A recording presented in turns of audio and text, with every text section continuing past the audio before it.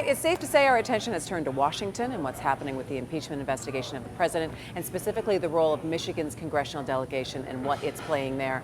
Say hello to our One Detroit contributors, Nolan Finley of the Detroit News and Stephen Henderson of American Black Journal. Hi, guys. But before we get to Washington, we got some good news, bad news going on here at home. Good news is the government is opening. The state government is still functioning. I guess I'd challenge that point. The bad news is for Republicans is that Governor Whitmer used her veto pen 147 times, and I think even the concerning news going forward is what is the relationship going to be like as they hash out this budget, continue to do so together. Well, I don't know who's it's bad news for. We won't know that for a while to see how this process works out, but it really is discouraging.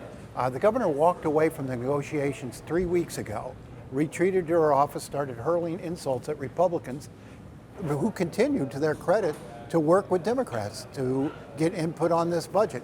All of these 16, or most of these 16 budget bills had Democratic input. The education bill was struck between Christine Gregg, the Democratic minority leader, and Lee Chatfield, absent the governor's input because she had left the process.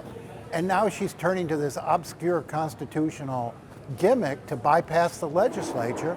I don't think it's ever healthy to ignore the Constitution, separations of power, and basically take a dictatorial approach to government. And you're talking about being able to being able to shift funding and resources within departments, and that was tried by Governor Engler. He didn't do it, though. I was going to say, Engler was the last person to talk about doing that, so no one on the Republican side was up in arms when he was talking about it. I mean, look, the legislature took the whole summer off and didn't negotiate with the governor, which they shouldn't have done because they didn't get the budget done by Mackinac, which has been the pattern that Governor Snyder established over 8 years.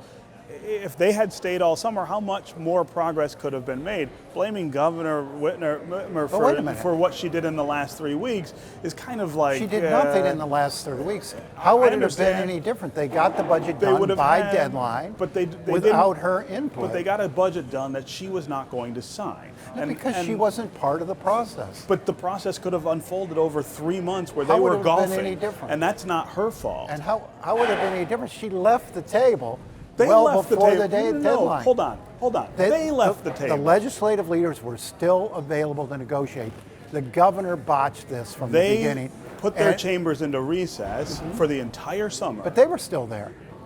They were still talks going on. When it came down to crunch time, she left the table. There's no forgiving that. I don't think she should have left the table, but I also think that they were putting her in a position where she insisted they hung up over roads. Well, they hung up over roads, but she was in her own caucus put her in an impossible position when Christine Gregg said your 45-cent gas tax is that a larger concern? So I think you do have to go back to the beginning where this 45-cent gas tax gets put on the table and doesn't have any support anywhere. I think that was a strategic error on her part, and it continued to have consequences all the way down the line.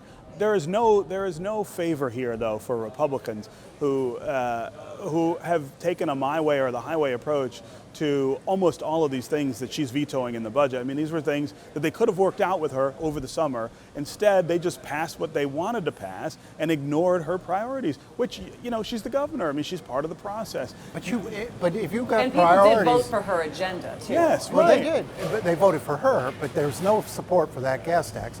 You look at the polls. I think that was an error. I don't think you can ask the voters now, did you vote for a 45-cent gas tax? They'd say no. I think But all good negotiations, though, could that have been the opening salvo of saying, then where do we kind of come to it from here? And to do that, but you have to sell the voters on it. You can't ask... Or the legislature. Yeah, but you couldn't ask representatives who are the only ones who are going to face voters next year to go out on a limb if you haven't sold it to the public or your own Democratic caucus. So I feel like if she had put that together with Christine Gregg and Jim Ananich and come out and said, this is what we want to do, it would have been received differently. From her party.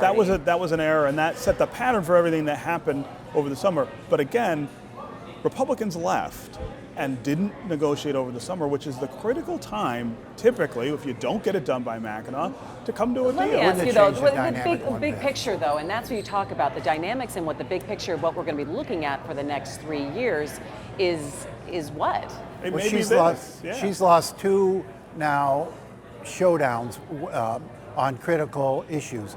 The no-fault insurance got taken out of her hands.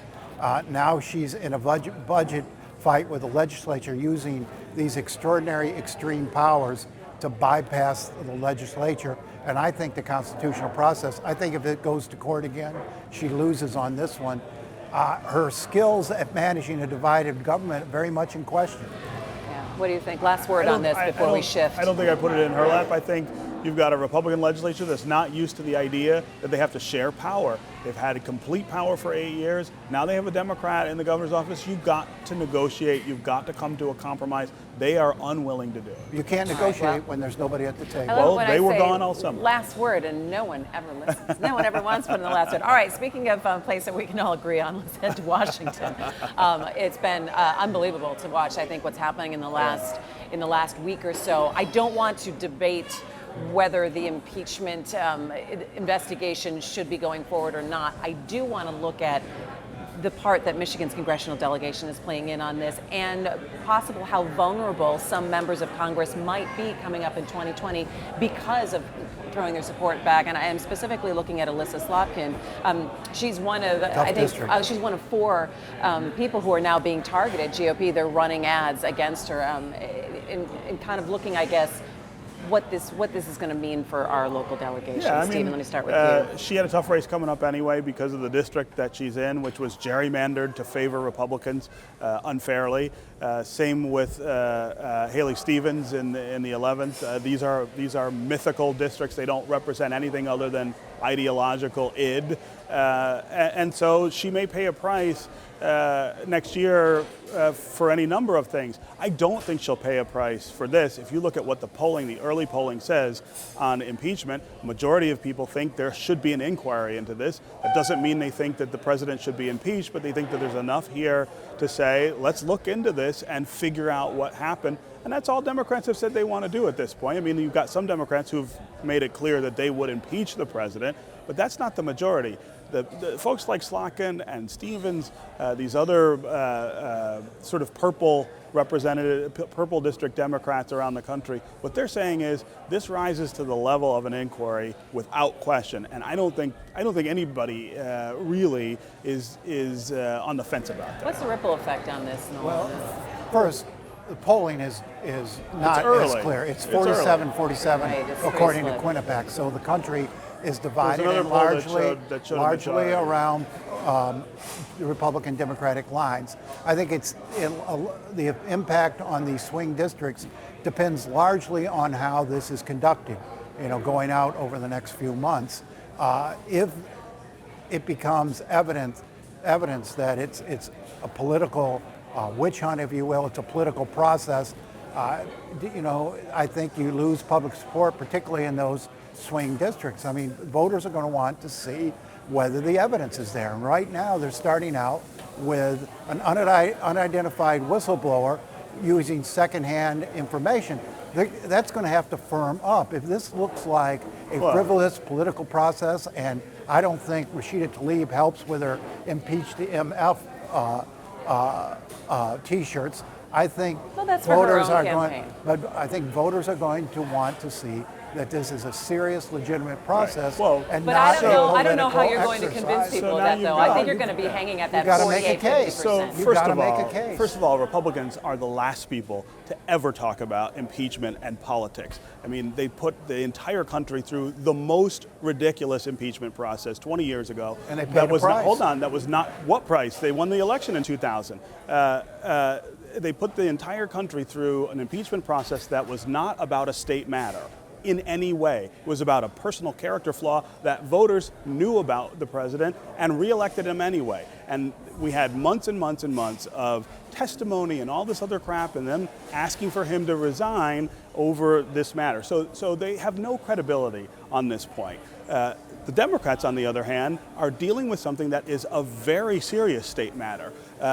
And they're not relying on some hearsay account by a whistleblower. There's a transcript of the call in which the president says, there is this matter with Joe Biden and his son, and I'd like you to look into it.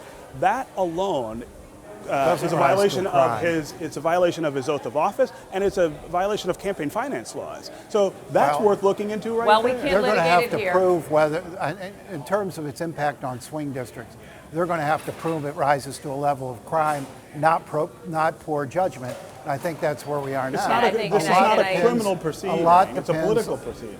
Exactly, and you're going to have to sell voters on the fact that this is a legitimate process and not just another gotcha moment by Democrats. All right, well, let's move on because we're going to be able to talk about this now for the next year or so.